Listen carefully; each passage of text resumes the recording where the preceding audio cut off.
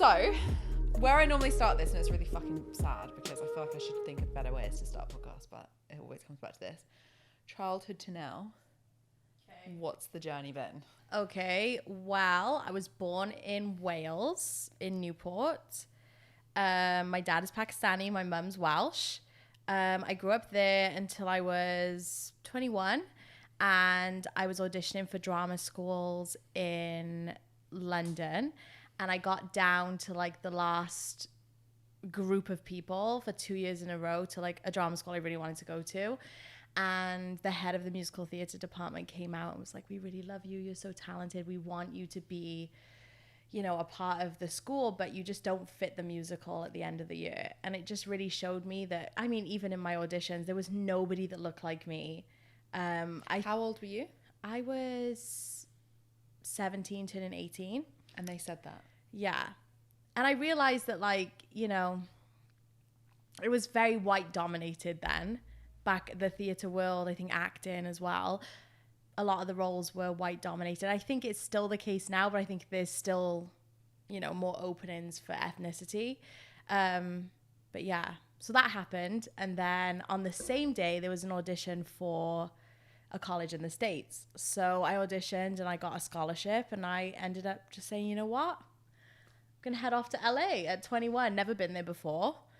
I did it. I got there, didn't know anyone, went to college, and I was like, you know what? It makes more sense here for me. Like the TV and film world, the commercial world, modeling, everything that I want is set out from Hollywood, essentially. So I stayed, worked under the table with no papers at restaurants, had a bunch of crazy experiences, worked really hard, and I just finally got my citizenship.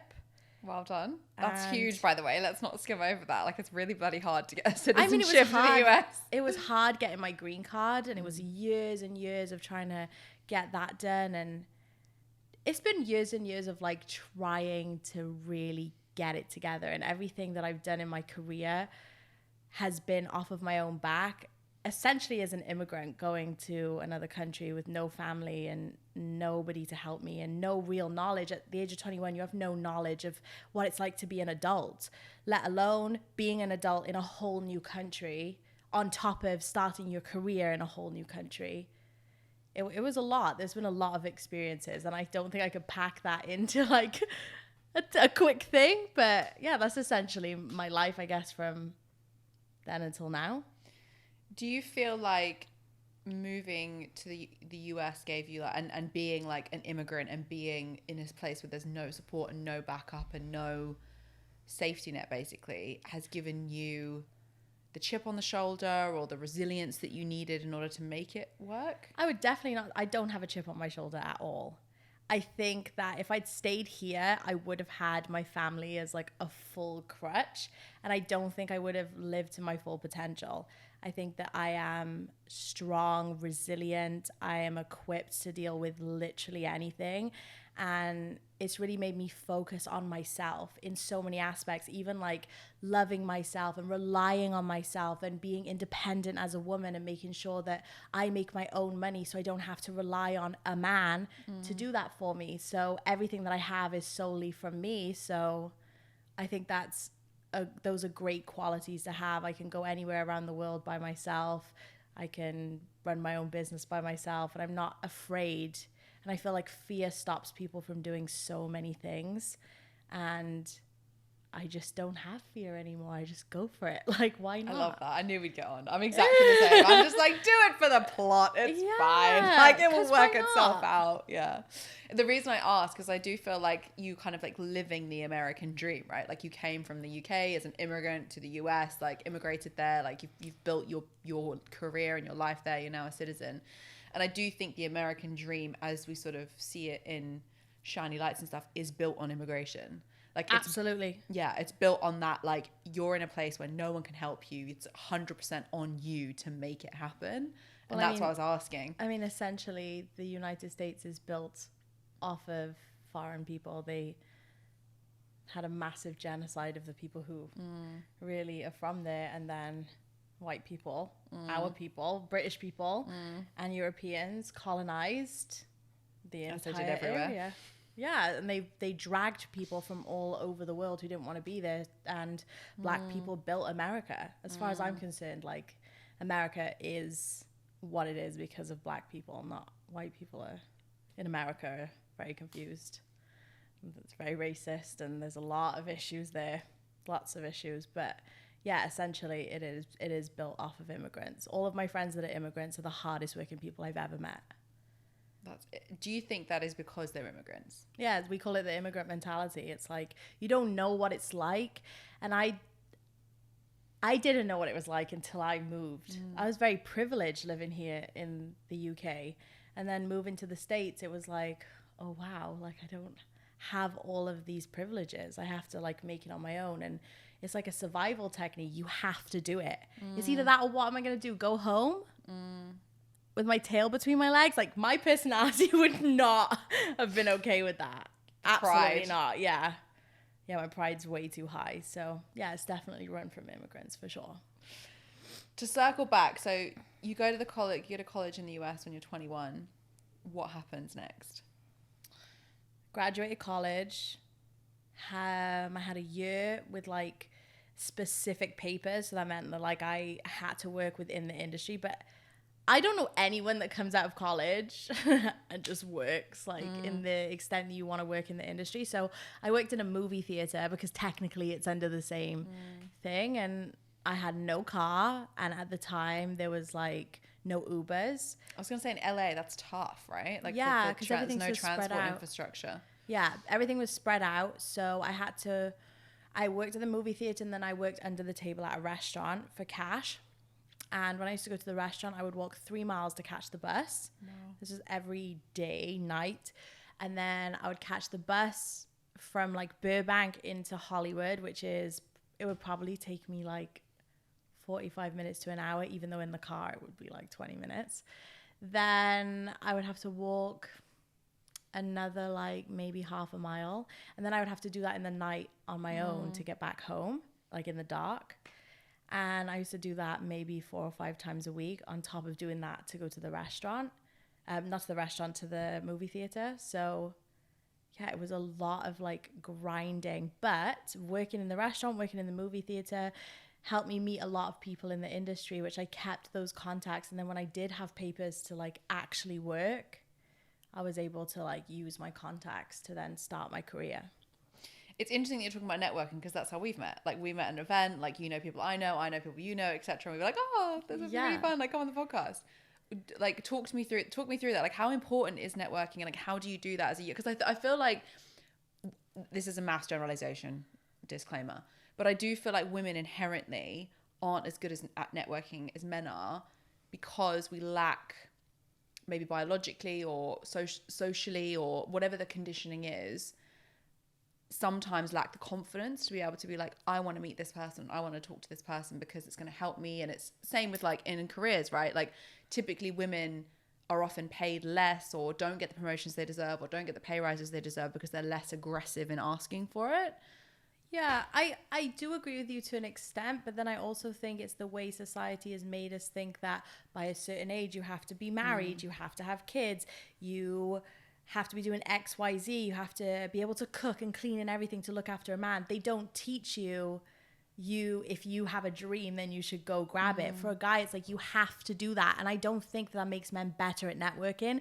It just means that they have no choice, because they have a pressure on them to be the breadwinner and to be the person providing for their household. So for them, it's like a man's world where they're all kind of there and they have to network, if that makes sense. Whereas, like, really, when women get together, we're great at networking. I was going to say, we're much better at communicating than men. Like, but that's how women communicate together. Yeah. And we find ways to interact with each other outside of just business. Like, all of the amazing women that I've met in business, we've connected on a level of, either it's like dating, we're in our 30s and it's just so terrible and how terrible men are, or we've connected on, like, you know, an outfit or something outside of just business, which makes us relatable. And I think that's so important with networking, for it to be that's the great thing about being a woman, that it doesn't have to be aggressive, that you find something that's relatable. And when you're a likable person, people want to work with you. And then on top of it, you bring the goods. Women are just better. Women are awesome. It's like that nurturing thing, right? I think that's a big part of why, like you say, like women are great communicators. It's because we're very like biologically and maybe whatever condition why I'm very nurturing. Like, yeah, to me, like I'm instantly attracted to other women who are like, fuck it, like hence why you're here. Because I was like, she's a fuck it girl. Like I need to have her on the podcast. Because like I just feel like when you surround yourself with people like that, you become more like that. And I don't know if you heard that saying, and it says you're the total sum of the 5 people you surround yourself with. So you want to surround yourself with like the best people humanly possible. Absolutely. But I also think you should surround yourself with people who are like kind of not on your level, because it also helps them, and it's good to give back. But you also know that they're not really on your level, and it also shows you on a level that you don't want to be on. I'm so funny. I work in public relations, and I'm like, I don't watch reality TV. I do. I watch Real Housewives of Beverly Hills instead, but I don't watch the Kardashians. I guess. But this clip came up on TikTok, and it was Khloe Kardashian, and she was saying, if you're the smartest person in the room, you're in the wrong room. And I was like, I feel that. Like I felt that. And I think that comes back to this whole point about networking. Like, what advice would you give to someone who was 21 now listening to this podcast? Like, what benefits has networking brought your career, but also how did you go about making those connections and cultivating those relationships? Okay, so firstly, my advice would be to just go for it. Utilize your social media. DM people. If you want to say something, DM them. Like, people respond. You would be surprised. Like, people you wouldn't even think, they will respond to you. Also, I think it depends on your career, but if you're in the industry, definitely like find out where there's panel discussions or events or things that you have access to, that you can go to and meet people. Do your research of who people are. And I don't just mean celebrities. I mean people in marketing, people who book the jobs, people in branding, people who run the companies, like people you want to be in front of, know who they are, know their position, and go up and speak to them. You can speak to them about anything. Just make conversation. And once the conversation starts, you start to like open up. Then they'll ask you who you are. And then you tell them. And you tell them what you want to do. And just find that moment. I think also, as far as my career, I would not have a career if I didn't have networking. Because when I went into modeling, I fell into it because it was during the time when the curve industry was like just starting. And my friends were all starting to model, and I wanted to act. And I went to meet up with a manager, and he was like, well, you are really pretty, but you're too big to be the lead, but you're also too pretty to be the best friend. So you need to figure out like what it is that you want to do. And I was like, okay, like, so either lose weight or be ugly. Like it does. So it didn't really make sense to me, and I was really disheartened. How old were you when that happened? I was like 22. And how did that make you feel? It made me feel like I wasn't good enough. It made me feel like as if I didn't feel like I wasn't already good enough by not getting into drama school in London. It just felt like it always came down to my looks, about my ethnicity or my size. Like I was never good enough. The industry wasn't open enough to accept someone who was mixed race and curvy. Even in imagery, like in fashion, on TV and film, like growing up, I didn't see anyone that looked like me, and it was so alienating growing up in Wales with like all of these very fair white girls who are very skinny, and I just felt like I didn't fit in. But I'm very much Welsh to the bone, you know what I mean? I just didn't feel like I was Welsh. I didn't feel like I was a part of anything because of that. So it was really disheartening. But then it's just funny how everything works, because I went out to dinner that same night with my friends who were all curve models, and they were like, just start modeling. And I was like, I don't want to do that. And they forced me to take my digitals, and I got signed within the week. I found out I was the only Pakistani plus model in the United States, which I was like, you know what? This is going to be a whole other road, which it was. But the reason that I kept working, the reason that I kept getting opportunities was because of networking. Because there was no one else like me. When you package models for auditions and castings, they can't really package me. Like, I'm an individual. There's only me. So I'm not going to go in with the white girls. I'm not going to go in with the black girls. Even I somewhat look Latin to an extent, but I think that I stand alone. And it's companies felt at the time when I first started modeling that it was a risk to use something different. So I really had to use my personality and my networking to get me in those rooms and get me those jobs and pave the way for other girls like me to have opportunities and to be seen, to be represented. So young girls like I was can look up and be like, wow, she looks like me. I am beautiful and I can do anything that I want to do in life. That's a lot of pressure. Absolutely. Do you still feel that pressure? I feel pressure in a different way now. I don't feel pressure as far as like in that sense, because I am who I am, and now that I'm in my 30s, nobody can tell me anything. By the way, did you find when you turned 30 you were just like, fuck this shit? Yeah. That was the best thing that ever happened to me, was turning 30. And I was in my head, I was like, oh my God, I'm going to be 30. It's going to be so bad. It's the prime of your life. Prime of your life. I feel like your 20s are your fuck up era, and your 30s are your like fuck it era, and you just go out with confidence. And I've never felt more sexy. Yes, feminine. My sex life is better. Yeah, like my sex drive is higher. I think also disposable income. Your career's going great. Can travel wherever I want. Do whatever the fuck you want. I don't care what anyone says to me. No, 30s are great. Yeah, my career is like right in its prime. Like I really thought turning 30. I was like, oh my God, I haven't accomplished everything that I wanted to do in life. I'm such a failure. I don't have a husband. I don't have babies. And that's all things that I didn't want at 30. But society has put so much pressure on us to feel like that we're not doing anything as women.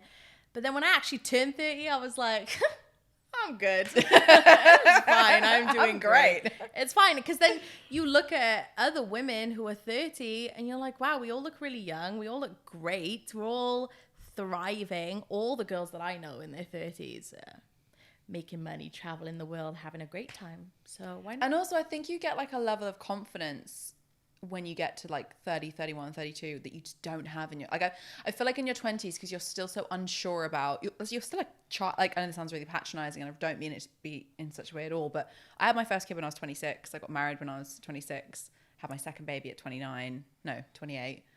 And then I filed for divorce when I was 30. And I feel like that period of my life, I was doing grown woman shit, but I was a child. Yeah. Like, my mentality was so like young and like just didn't really know what the fuck was going on. And now, like, that Amelia wouldn't recognize this Amelia now. Like, this Amelia now is just like, no, it's good. I got it. Like, my shit's handled. Like, and it's almost like the fairy tale that I was sold, that you were sold, that every other little girl is sold, is like, I had that and I was like, yeah. It's just oppression, isn't it? Obsessed with my kids. Like, so happy I did it. No regrets. But I'm like, that's not the fairy tale that I want anymore. The fairy tale I want now is like empire. Like, live my best life. Have a fucking great time doing it. But I also feel like when we were growing up, we weren't shown that.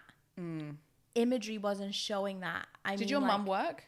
No, my mum was at home. So but my mum was always very much like, she always used to say to me, the world's your oyster, like grab it with both hands. She always used to encourage me to do things, but I didn't look up to my mum for that. I looked up to my dad a lot, actually. My dad is a business owner. He's self-employed and he's also an immigrant. And I think seeing him and hearing his stories of how like he came here with no English and he built his businesses up from the ground, and he just started working it because he's in the car business. He was working on cars when he was like 14, just like trying to figure it out, and he dropped out of school and stuff. And I didn't really appreciate that mentality and how hard he's worked and everything he has until I moved to the States, and I used everything that I saw from him. He doesn't even know this, but we'll have to send this to him. Yeah. He's going to blush. I used everything that I saw from him and his mentality to like give me that fight. I mean, obviously I'm half him. And I just think that, I think the reason I have the strength I do in business is because of my dad.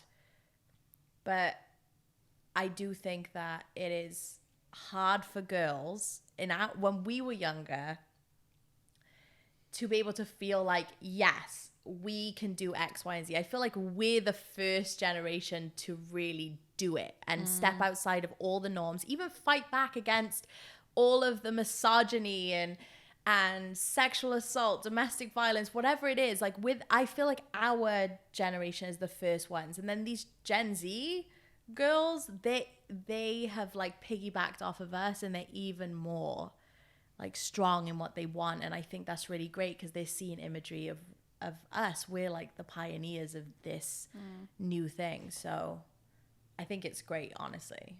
And I think that's why people are getting married later and women are doing things later, because they're prioritizing their goals and their careers, as they should, because it's their right to. 100% agree. Have you seen that? It's gone viral on Instagram so many times, but it's the artist that does the like, this is a woman and this is a woman. And like they have side by side images, and it'll be like a woman who's like in tiny little outfit, tiny little dress, whatever. And then there'll be like a woman in like hijab and like, the full length skirt and stuff. And then it'll be like, this is a woman and this is a woman. It's like one who's holding a baby, and then like another one who's like, I don't want kids. And I just love it so much, because that's exactly what being a woman is. It's like, it's not about what people tell us women are. It's about what the woman wants to be. But it is what we want to be, but we're still fighting for those choices. Sure. Like, look how it is in the States right now. They've taken away Roe versus Wade, and in certain parts of America, like, people are not able to get abortion care at all, and they don't have that choice. That choice has been taken away from them. So, and then look what's happening in Iran right now. They're still fighting in 2022 to have the choice to have their hair out or not. And that's not the only thing that's going on in Iran, but like, to me, I just feel like the oppression that women have to put up with in all facets of the world at this day and age is just so ridiculous. And I just feel like we're just constantly fighting. And thankfully, the women before us, like in the 70s and 80s, they fought for us to be able to vote. They fought for us to be able to even work and open a bank account. Right. You couldn't open a bank account as a woman in the UK until 1980 something. You had to get a man to co-sign it with you if you wanted to open a bank account. You couldn't even start a business on your own. You had to have a man to co-sign the business. Right. So that's what I'm saying. It's just like we deserve choice, and I'm so glad that we are standing up collectively in whatever culture we are and supporting other cultures in whatever is going on in their countries, to be able to have choice collectively as women and because I don't even think it's really about being equal, because I don't want to necessarily be equal to a man. I do believe in gender roles, but at the same time, I want to be able to have that choice. I'm not looking over there at what the men are doing. I'm looking at what opportunities we have as women and as an ethnic minority. Like, what choices do I have, and what is it that I can do to help other women? And I think that's what people forget about feminism. They think it's all about like, hate men. Men are doing this, whatever. And it's not about that. It's you don't hate men. Like, that's not a feminist. It's about us and seeing over there, okay, I acknowledge that there is bigotry and misogyny and all of these awful things that come with men, but there's also some amazing men. Like, there's also men that are really working on themselves and having therapy and are emotionally intelligent and want to support us and want us to have the best. So I think hating men is not the way to go. I'd love to get onto that, because I do feel like, and maybe it's been perpetuated by social media a little bit, because I do think social media is one of those things where one person says one thing and then you just all kind of fall down a black hole together, and it's like that mob mentality, right? But I do think modern day feminism to a degree has been rebranded as like, let's bash men, because it's, as you said, it's all about them, but it's not about, and men, by the way, should be feminists too. Like, feminism means equal rights for women, right? Like you said, it's not about being equal, it's about having equal rights and opportunities. But for me, it's all about how can we uplift women? How can we make women have more opportunities? There's more pathways, like more ways in which we can bring each other up instead of worrying about what's going on over there. I don't know if you've heard the saying, chaos is a ladder, right? And it comes from Julius Caesar, where he'd be like, right, well, let's create chaos over here. And then these people won't know like what's going on because they'll be so distracted by the chaos. And I do feel like a little bit with this whole, like, you know, men need to do better and all this kind of stuff. And yes, I agree. There are lots of men that need to do better. There's also lots of women that need to do better. But we're distracted what the real issue is. I think it's yes, we are just, some people are distracted. It's important to say that. Not everyone. I also think that women are finally finding their voice and they're finally expressing how they really feel about being discriminated against, being abused, being disrespected, being oppressed.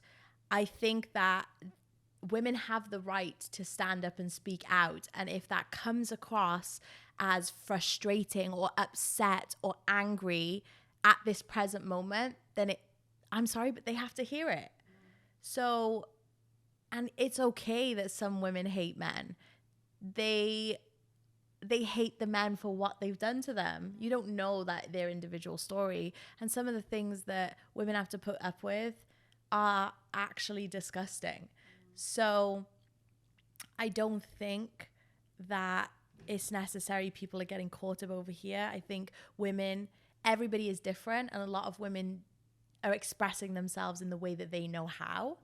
And I think it takes leaders, people who are able to articulate and find ways to maneuver the system and put in laws in place and stand up for everybody else. Those are the people that really need to think about how they're addressing the situation, if that makes sense, because it's the same in war. I'm not saying we're at war with men, but low-key feels like we are.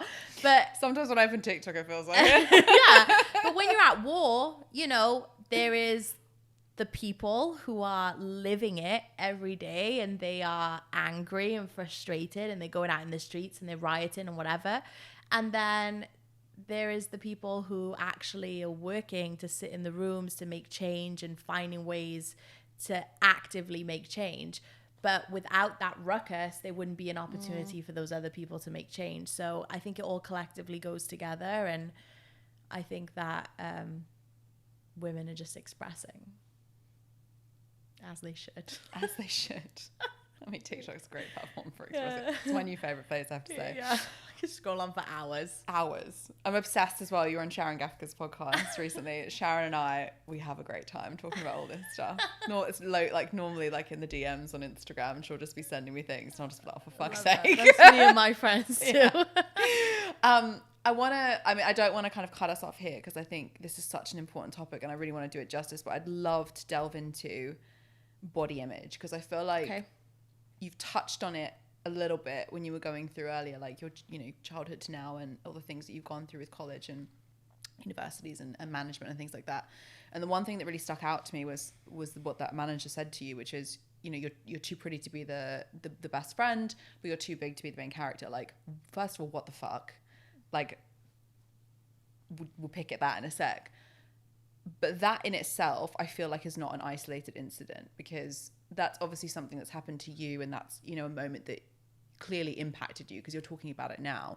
But there are so many women that will be listening to that who've had moments like that, whether it be through interaction with an individual or something they've seen on social media or like a magazine that's been shoved in their face. Like similar age, we grew up with diet culture of like, Hello magazine, here's how to lose 15 pounds in 1 hour. Splattered. Yeah. On the front page. Jessica, I never forget, I don't know if you remember this, Jessica Simpson, like overweight or like fat or whatever it was. And like literally, she was tiny. It was like a bad picture. I was like, anyway, we'll have to pull that up when we do the videos. It's like ping up the picture of Jessica Simpson.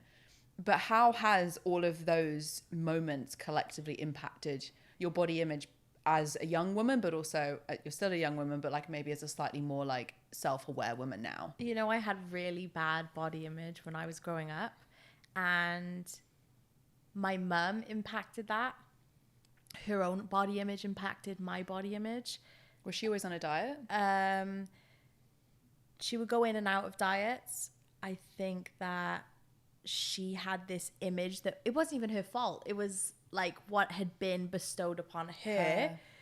And then I don't think she realized that she put that onto me. She was not mean or aggressive, but it was definitely knowing that I was in like the theater and everything, and combined with being in dance and always being the fat girl, even though I wasn't even big, and like doing ballets, and I could never be the ingenue. I was never the pretty princess. I was always the witch or the bad like evil role. But those were the best dances as far as I'm concerned. It was turns, jumps, everything that I'm good at because I've got strong legs.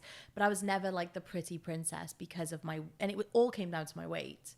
And then even like trying to do more dance, and you would go and they would weigh you.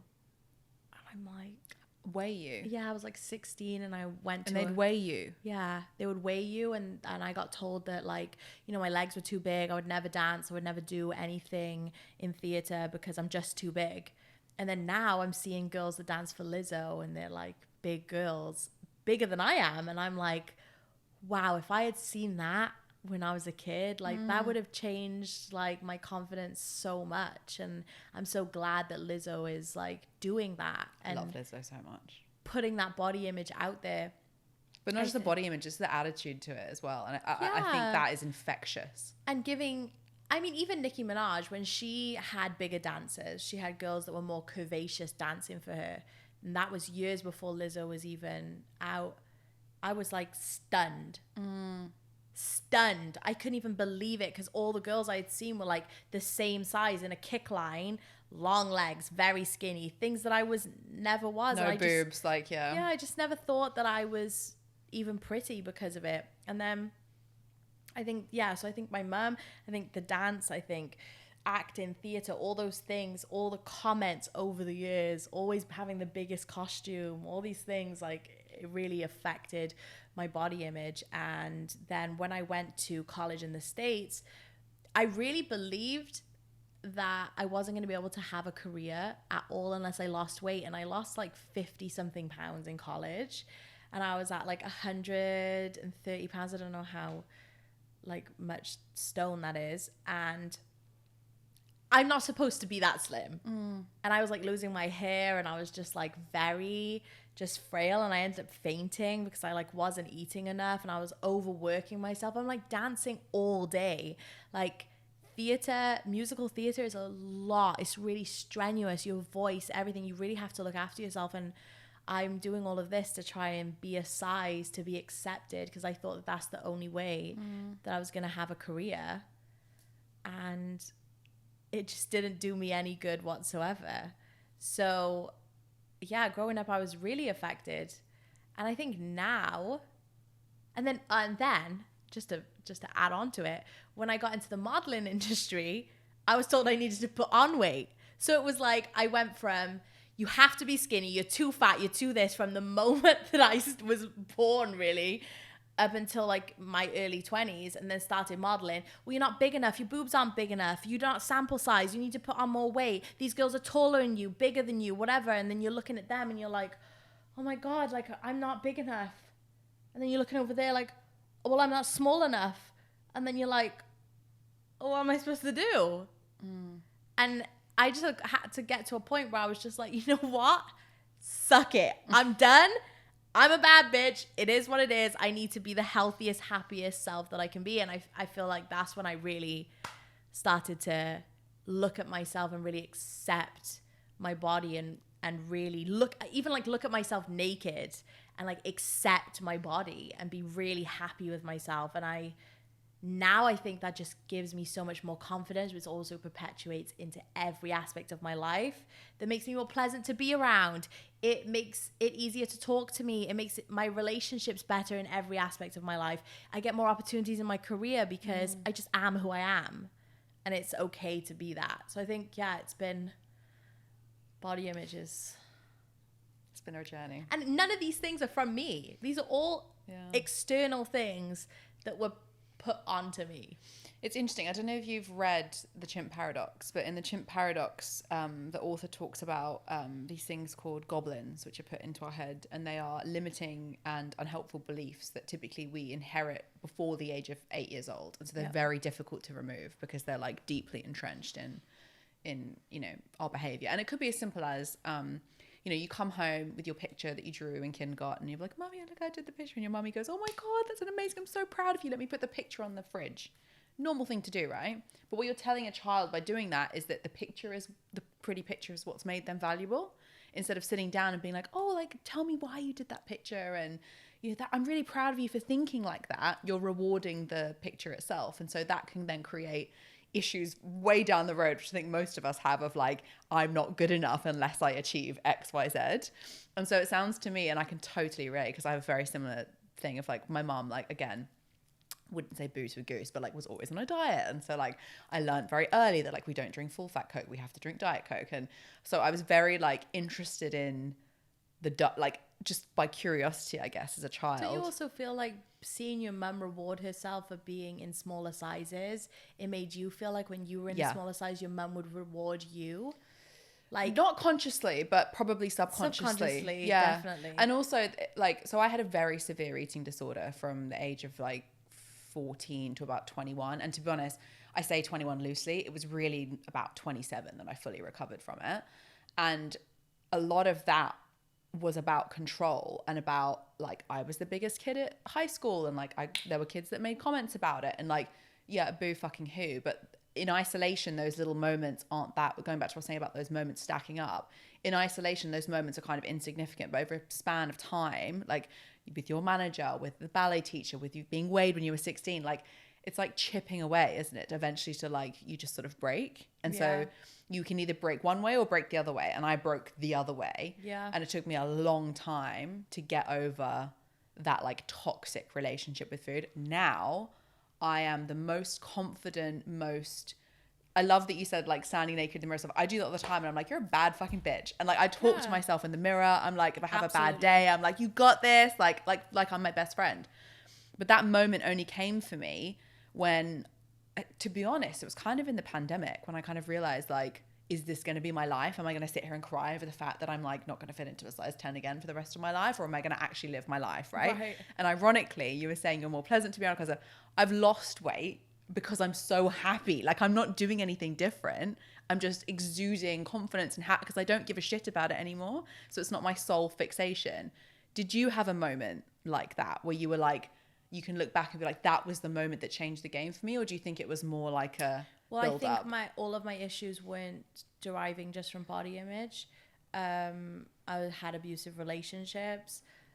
So I had a lot of mental and physical, psychological abuse that bestowed insecurities upon me that didn't exist before. So I think when I did rebuild myself, it was a lot. It wasn't just the body image. It was lots of things. And I think it was my late 20s. I've been having therapy for like 7 years.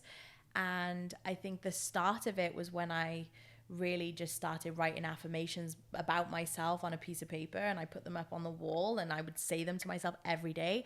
But that was because I was at like my lowest point, and it wasn't just to do with body image. It was so many things, and I was just so broken and traumatized that I think that was what really was the changing point for me. I was probably like 26. And then over time, it's just like you keep implementing those positive things. And I'm not saying life has been perfect, because it definitely hasn't. And it hasn't been easy. And there's been days that I've been devastated, and healing from trauma is not a linear journey at all. But I definitely would say like from the age of 26 onwards, I started the journey to having a better body image and image of myself. I want to dig into the domestic violence piece because you're such a huge advocate for it. And I know you do so much for charities with regards, because obviously you've got a personal experience with it. Before we go into that, do you think that like the two are interlinked? I think that if women were taught how to love themselves more from a young age in all aspects of life, they would learn how to have a healthy relationship with themselves, which would ultimately lead to healthy relationships with others. And I think that it would teach women how to set healthy boundaries without being scared to do so, which would also put them in a better position to not even allow, not that it is anybody's fault that they are abused. but it would give them better tools to sift through behaviors and set boundaries on things that they don't want to accept before it gets too bad. Are you okay in talking about your experience? Yeah. So talk me through like the relationship and when things started to well, I go actually wrong. had 2 abusive relationships. That to me was really embarrassing at first, but I didn't realize that it's actually really common. Why did you feel embarrassed? Well, because I'd gone through one really terrible situation, I'd overcome it, and then the next relationship was also abusive, and then I'm having to go back to square one. I'm having to go and try and move on again. Like, it's embarrassing. Everyone around you thinks that, you think that they think that you're weak, and that you're just an embarrassment. Like, I've let this happen to me again. Like, it's my fault. But it's not. It's none of it's my fault, but that's just how you feel in the moment. My first relationship, he was actually in college with me. He was American. We were together in a relationship for 2 years, but he was in my life for like 6 and a bit. When we first met, there was no real abuse. I think now when I look back, there were like certain signs of his behaviors, but he was never physically abusive to me. That started when we got into a relationship. A few months in, he started getting very verbally aggressive and isolating me from my friends, getting very controlling about the things that I wear, things that I do, who I was around. And I was in my early 20s. I didn't know that was like a hard no. I just felt uncomfortable by it, and I'm a very like strong person, so I would just be like, no, I'm not doing that. But I think that also made it worse.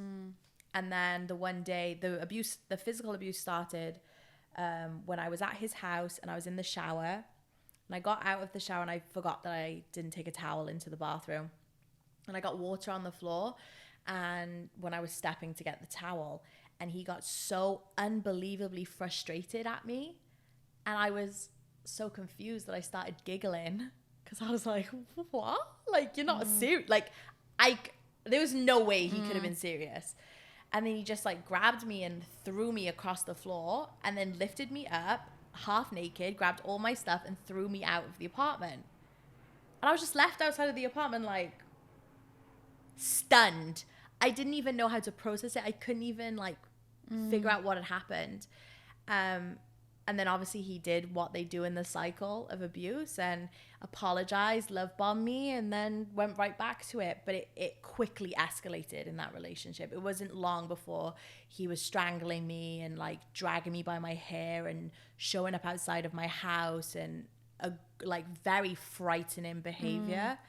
It took me about 5-6 times before I was actually able to like actually leave him, and he stalked me for a long time after it. And I'm pretty sure he still stalks me now. He just doesn't act upon it in the way that he was before. So when I left that relationship, I tried to go to the police. They didn't help me. How did that make you feel? Isolated. I felt abused by the system on top of being abused by my partner. I was also... This was in the States? This is in the States. And I was also like filing my green card renewal at the time, and he was threatening my immigration. So I was just really afraid all the time. And I just felt like there was nobody to help me. Even like I started talking to my friends around me and family, and I still felt like they didn't even understand how severe the situation really was. I even started like Googling things online, trying to find girls like me, like girls that were my age that could give information. There was nothing. I couldn't find anything. There was the domestic violence helpline. I called them. They weren't helpful. There was like nothing. Like there was no, like the way I am now online, there was nobody like me that I could find. There was nobody I could relate to. All the women that were doing TED Talks and stuff were all women in their like 50s, 60s, white women I couldn't relate to. And I'm like, I'm just alone. Like I'm alone. Like I'm not going to be able to get out of this. And I didn't even have anyone to help me file my restraining order. I filed it. And I got the temporary restraining order. He violated that multiple times. The police didn't help me. And then when I went to go and get the full restraining order, his mum knew the judge. And the judge just basically said to me, like, you're a strong girl, you'll get over it. And I like broke down in the courtroom because I was like, oh my God, he's going to kill me. Like, that's it. So I packed up all my stuff and I came back to the UK for like 3 months. And in those 3 months, and we'd been broken up over a year. In those 3 months, and I know my friends and family, they meant well, but they were very much like, oh, you need to stop, you just meet someone new, it's time, whatever. And then I ended up meeting a guy here in London who was seemingly the complete opposite to my ex. He seemed so wonderful, very charming, love bombed the shit out of me. Narcissist. And I thought I knew what the image of an abuser looked like. And I didn't know until I met my second partner that abusers come in all shapes and sizes. They come in all different cultural backgrounds, financial situations. They seem different depending on what their main traits are. So he like really love bombed me, got me very like, I think he also could see like the abuse that I'd been through. And he gaslighted me, and I told him like, I don't like my throat being touched. I'm very funny about that. And I explained why. And we were in the shower one time and we were joking around, and he went like this, like to my throat. And I started panicking. He didn't touch me, but he went towards it, and I saw it in his eyes, like he was aggressively doing it. But he was doing it when he was like laughing at the same time, which also made me more scared. So I started hysterically crying. And then he gaslit me and told me that he didn't do that. And that I was thinking it. And he started doing that a lot to me, like different things.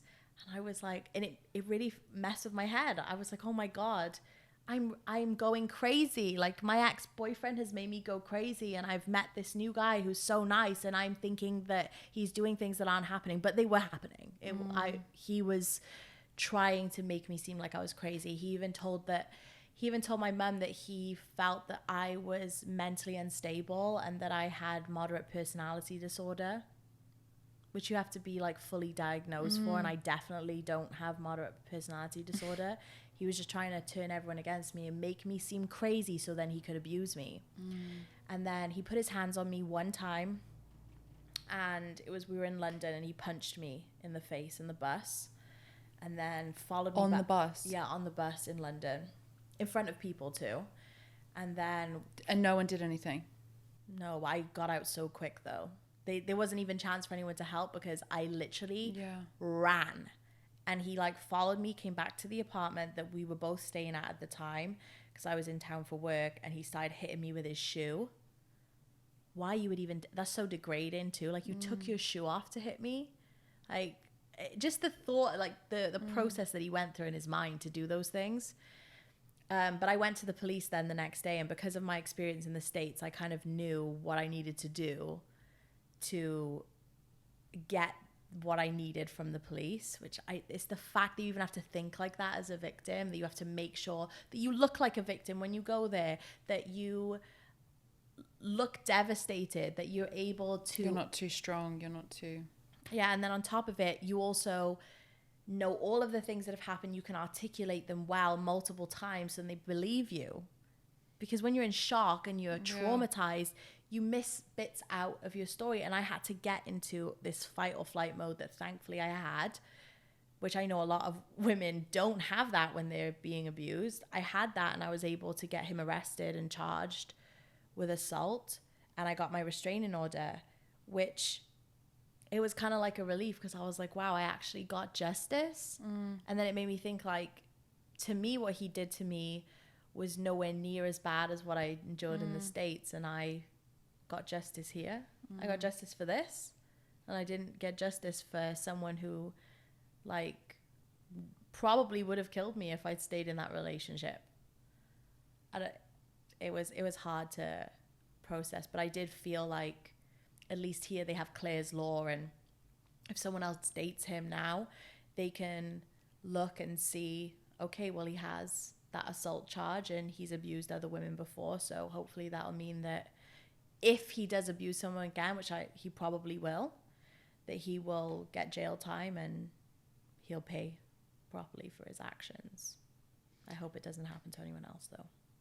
How has that experience impacted you? That is a very weighted question. Yeah. And it has impacted every single aspect of my life. It has been so difficult to rebuild every facet of myself. And I didn't realize that I had the strength that I had. There's been times that years after the fact where I've discovered something new and I'm like, wow, I've come so far. Like the initial things, I had like complex PTSD.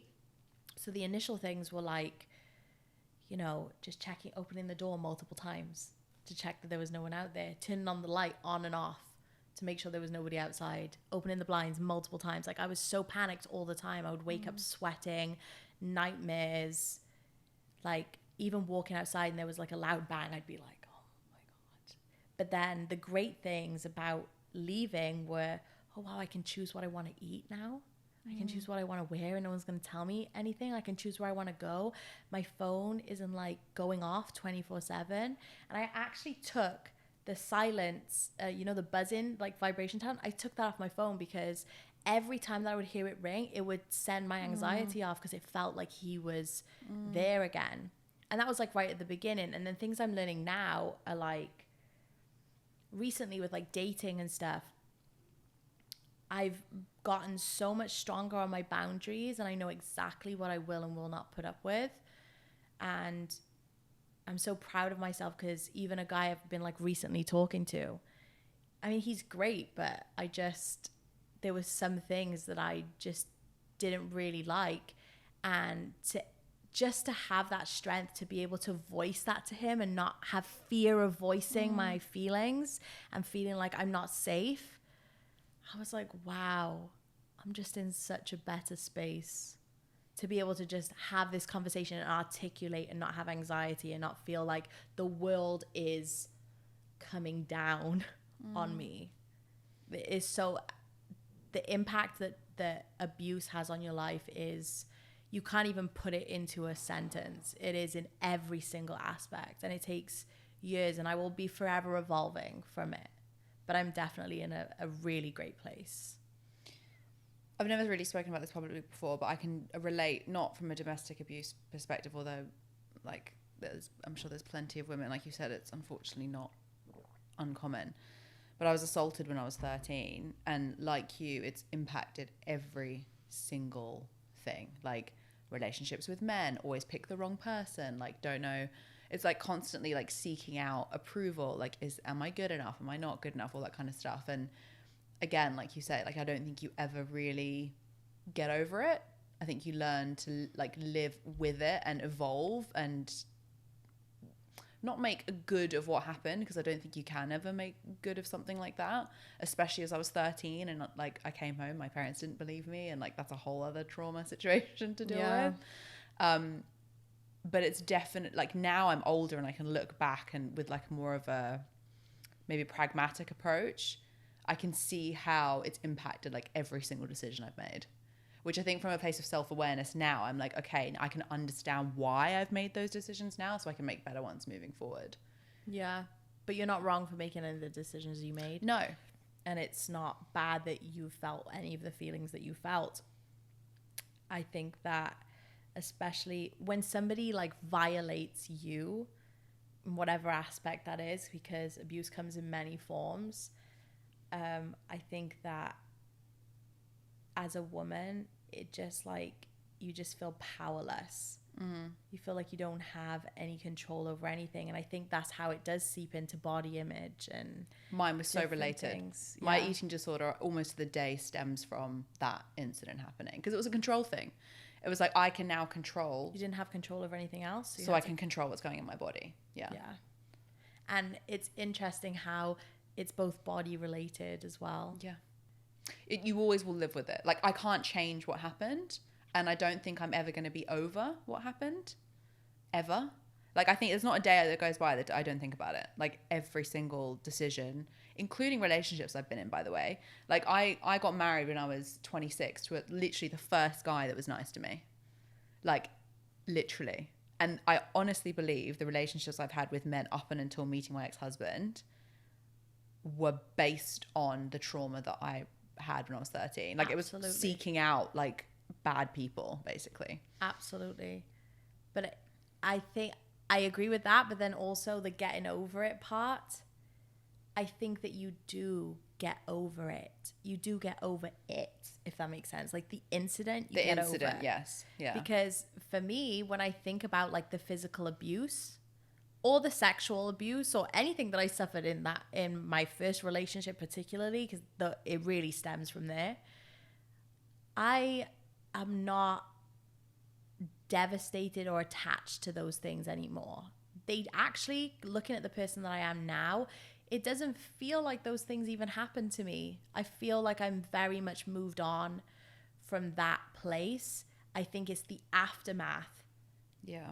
And going through the different, it's like level 2, level 3, okay, level 4. It feels like once you get through each level, there's different things that come up that bother you that you know stem from that, but you are over that.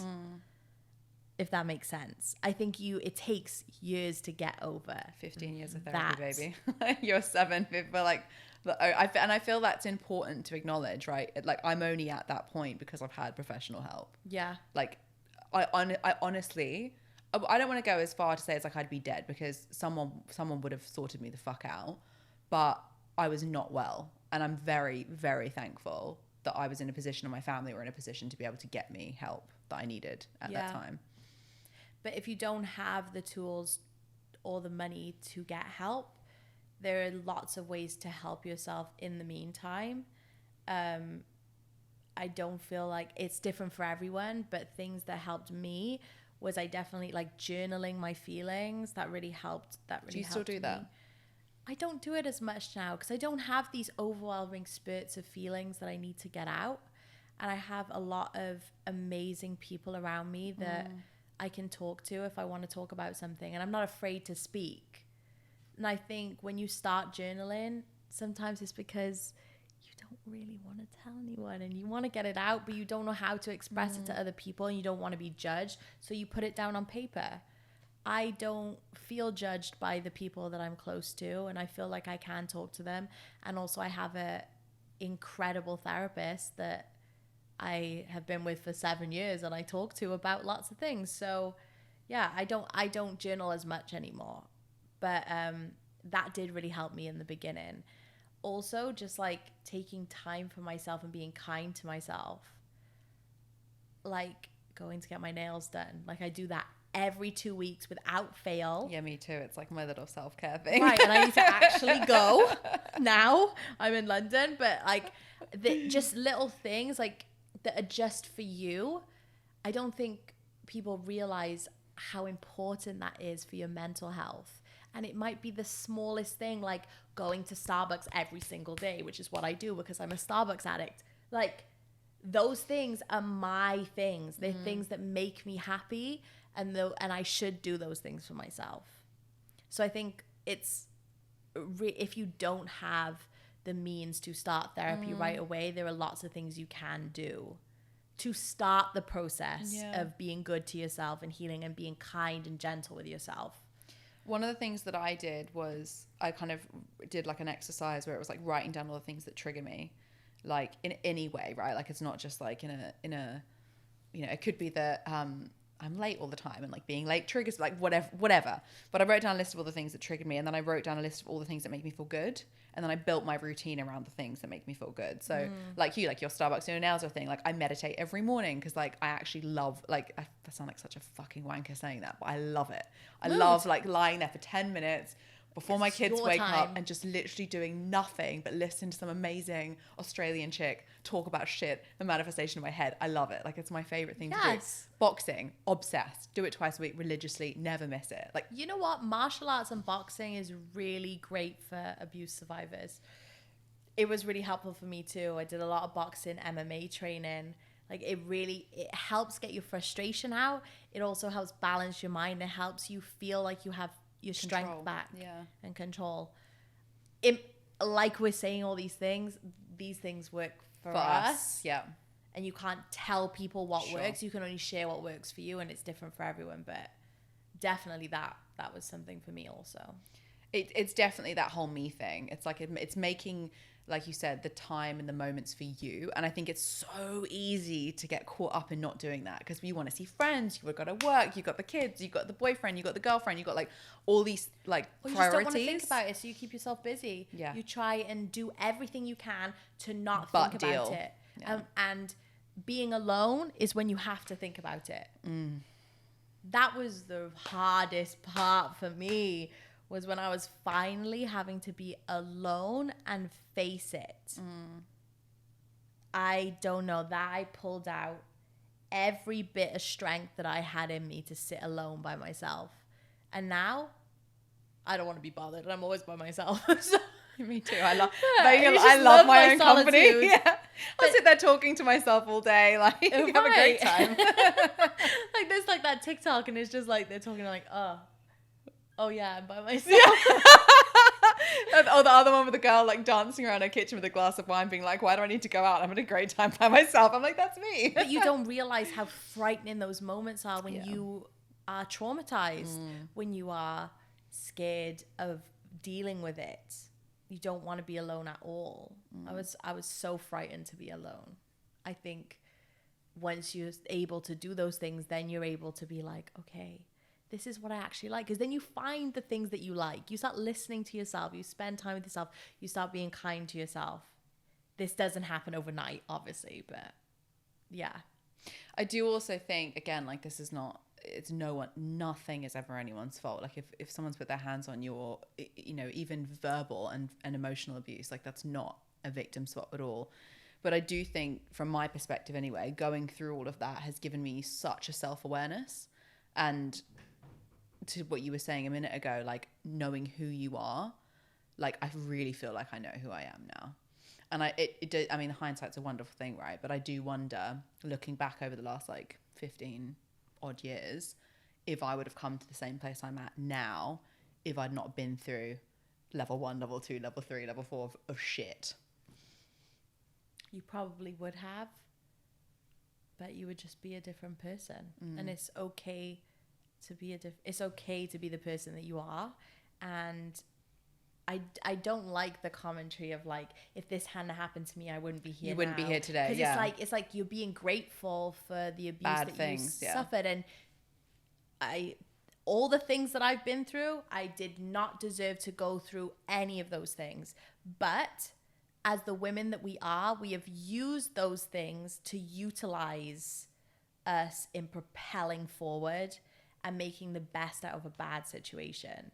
And I actually feel like all the things that I've learned personally over this journey, it's somewhat my duty to stand up and speak, because I am strong and I'm good at articulating, and I have a lot of understanding, and I have a lot of things that I can share to help other people.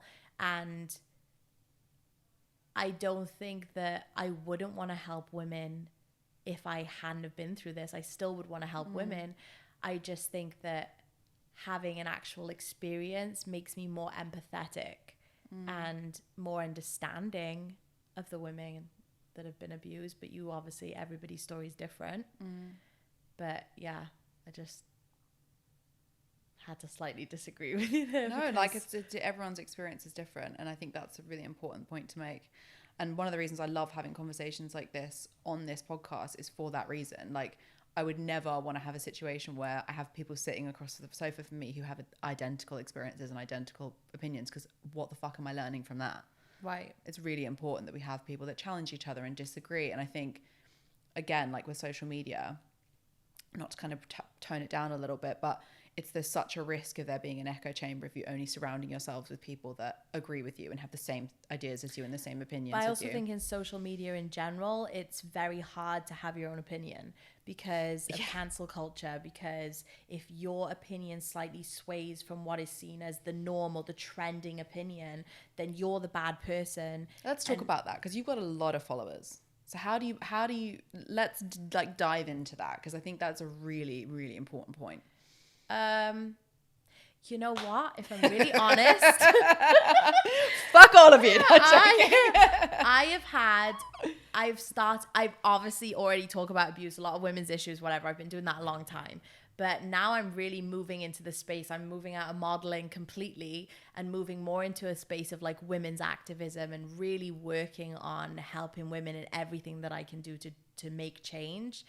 And I'm really anxious by it. I'm not anxious because I'm sharing my story, but I'm anxious because I'm putting myself in a position to have to speak and make decisions and stand up for certain things, and I'm putting myself right in the firing range for more abuse, more online abuse, as if I don't get enough online abuse as it is just for my body image, which I have literally, I could go on my Instagram now and show you like trolls, just constant trolls. Like, it is what it is. That doesn't bother me. But I think because it's a cause that I really believe in, it's a cause that I'm really passionate about, and I really want to be a part of the change. It is very nerve-wracking thinking about like, okay, well, how am I going to word this where I still get my point across, because I believe what I believe and I stand by it. But how do I also word it in a way where it is not necessarily jabbing in a certain way or affecting things, or people can take it too wrong? You have to be very, very, very careful online, especially when you're talking about certain things, and especially being an ethnic minority. And, you know, I'm not Black, but I am speaking for women who are ethnic, so Black comes under that category, and I want to be able to make sure that I say the right things and it's not coming across any type of way where, you know, people feel left out, or they feel like you're not really speaking for them, or you're not helping them, or you're leaving them out. And I think, and I know that Black women are the most discriminated against, and it really does upset me. And it upsets me that they don't get the help that they need, and they're the most abused. In statistics, they're the most abused.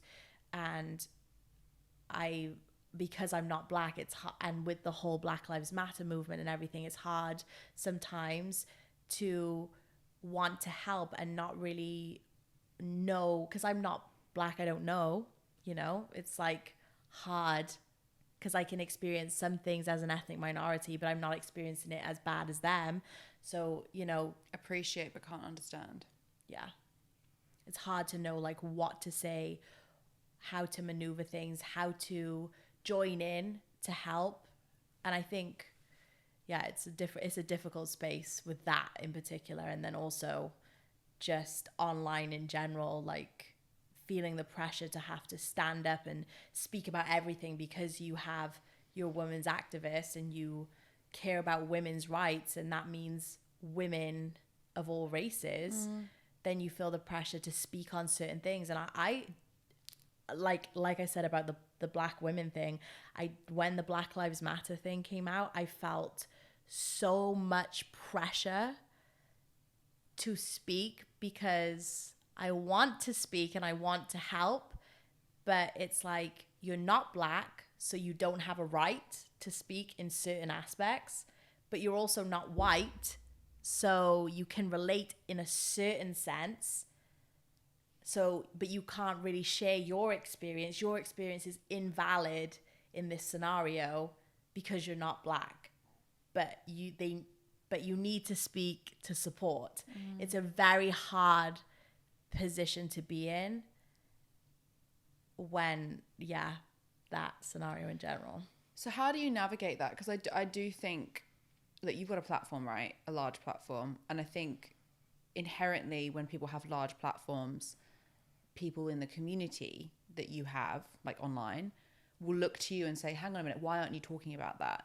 And you can have that about everything. Like, it's not just about women's rights. It could be obviously in isolation of you, for sure. But like, there is so many other things that people will be probably putting pressure on you to talk about. How do you navigate what to comment on and what to not comment on? Because I do really feel like not making a comment on stuff is also like a very grossly, I think that the people that follow me know where my real interest lies, and it's not saying I'm not interested about other things like animals or whatever. It's not that I'm not interested about that, but I'm not going to speak on a topic that I don't have information on. Yeah. That I don't have actual concrete foundation information on. And I'm also not just going to be a click sharer either. Like, I will share things here and there, but if I don't know information on it, there's no point in me speaking, because you're just going to get a bunch of fluff just because I feel the pressure to say something. And that doesn't help. That doesn't help anything. And I also don't like the whole bandwagon of like, pray for this place. No, I don't want to send my prayers. If I want to speak about it, I want to be able to actively help. Yeah, be proactive, not reactive. So sometimes it takes me a while to even speak on things, because I'm researching and figuring out what exactly is going on. Because there's a lot of like fluff on the internet that's not true and different things. And for example, I have a lot of people that I really love and care for live in Haiti. And I've been there a few times, and you know, the country is really bad right now. Their president got assassinated last year, and now they're in a position where there's no gas in the country at all, and the government, it's just everything's up in the air. There's gangs over there that are kidnapping people for money. There's a lot of things going on, and they had a complete lockdown happen over there. People were basically burning things in the streets, and a lot of my friends were still over there. They managed to leave Haiti. And that is something that's very close to me, because my friends live there. I've been there, and and Haiti's just like such a special place to me that I felt like I needed to speak on it. But then again, I didn't just repost everything that came up, because I noticed that a lot of Haitian Americans who have not been to Haiti, maybe ever in their lives because their parents are scared to go, don't actually know what's happening over there. They're reading what's happening in the news, which is fabricated, and then they're posting stuff online, which is just creating more fear around Haiti and not really what's happening. So it wasn't until I got on the phone with my friends and really talked about it and figured out what exactly is going on. And then when I saw certain things, those were the things that I reposted that I knew were accurate and correct, and I could be part of giving the awareness and be a part of the support that I want to give. But I knew that it was the right information, and I wasn't just doing this.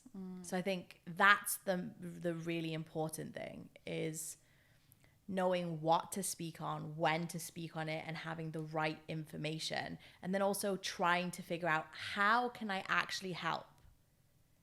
But you can't help everyone. You can't help every single cause. You have to pick a line and just go for it. I think that's really good advice for everyone on social media, not just people who are having large platforms like you do. I think there's definitely a trend of people being like, oh, this is happening, it must be fact, share. And it's like, going back to what we were saying earlier, the way that social media algorithms work is it gives you more of what you like. So if you're only getting one type of thing in your feed, you probably need to look elsewhere to get information to support that, or rebut it, or even whatever. the stuff that's happening in Iran right now. I went and followed on TikTok people who are in positions of power, Iranian activists, who actually have real factual information on what's happening in Iran. Because the stuff I was seeing, like just in news outlets, I was like, it's not the full this picture. doesn't make any sense. And I don't feel like I'm getting the full crux of this. So when I started watching the stuff, they put a lot of like stuff that's happening. They have people there in Iran with all of the information. And I was like, okay, I'm getting the information I need. I know in the ways I can help, but it's not always giving awareness. That's not always the way to help. Sometimes you're helping and you don't have to share that with social media. There are so many things I could say on that. Like, LinkedIn is, anyone that's listening to this will know what I'm about to say, but LinkedIn is one of those places where it's like, if you do a good deed, if you don't share it, it didn't happen. And it's like that, like, I can't. Sounds like Facebook too. Yeah, I just, down that rabbit hole, it's not really a vibe. Okay, so I want to kind of circle back a little bit to where we sort of left off with, you know, getting to the end of these two abusive relationships and going on that journey. What has it been like, and what advice would you give, maybe not advice, but share experiences that you've had of rebuilding and almost like rebranding yourself after going through like the most awful experiences, not once, but twice? Like, how did you start that process? The first thing was just like to pick myself up off the floor and stop crying and stop wilting about and wanting to kill myself. I think could just stand up. Then also secondly, I started reading a lot. I started trying to find ways that I could help myself. And then I made this board with, I think I mentioned it earlier, with all of these affirmations on it. And I put it by the door of my bathroom. And at the time, I didn't believe not one affirmation on that board. And every morning I would walk past that board and it was such in bright colors that I couldn't miss it. Then I started looking at myself in the mirror and started speaking to myself and saying those affirmations out loud. And I can remember the first few times that I did it, I was like crying to myself in the mirror because I just didn't believe it. And I just wanted to believe it so bad. I wanted to move on from this so bad. And I was also obviously dealing with PTSD too. So that was like the first thing really that started me on the journey. And also talking about it, like openly talking about it with my friends and family after not sharing it at all and keeping it private for the time that I was dealing with it, I think was very therapeutic and healing. And obviously you have to be selective over who you share with, but the people that I felt safe with, I started talking and openly sharing. I started doing that. And then I think after that point, it was just, for me, traveling has been such a freeing space. I've always loved traveling, but like stepping into spaces that like I've never seen before and taking a moment to look at the scenery and like taking a breath and appreciating the fact that I'm alive and I can see the world, and there's so many greater things out there than just my little bubble of what I'm going through and how small the world feels when you're traumatized. That has been the ultimate like savior for me, for sure. I would say, yeah, traveling. Absolutely. I don't think I'll ever stop traveling because it's just so freeing for my soul.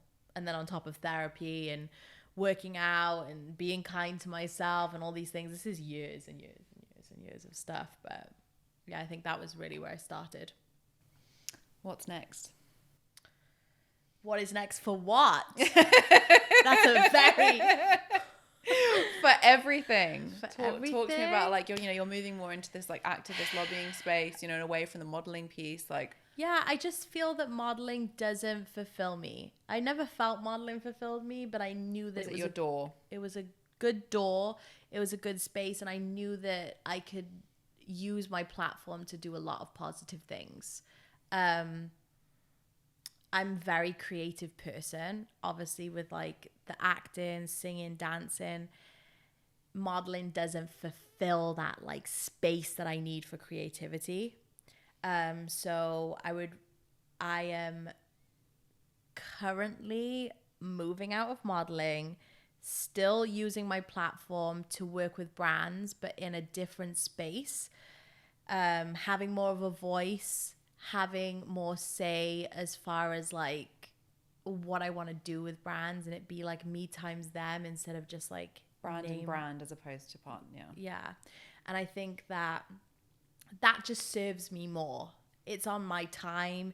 I also get to do more, and I can also be creative. Like I absolutely love fashion outside of like all of the other stuff. Fashion is something that I've always been really, really into, and I really enjoy creating content and like putting on outfits. And by the way, if you're not following your Instagram, you need to. Like, I literally went on the other day, I was like, what should I wear? And you came off my Instagram, I was like, that is fire. Like, what else does she be wearing? And like went through like all of your outfits and was like, inspo, thank you. Oh my God. But what I do like about that is that like, because I'm not stick thin, because I'm not your average like influencer, I think that girls can relate to me because 100%. they see my body and they're like, oh, I look like that. Oh, I have a bit of a belly too. Oh, I don't have massive boobs. Oh, I feel like I look like this.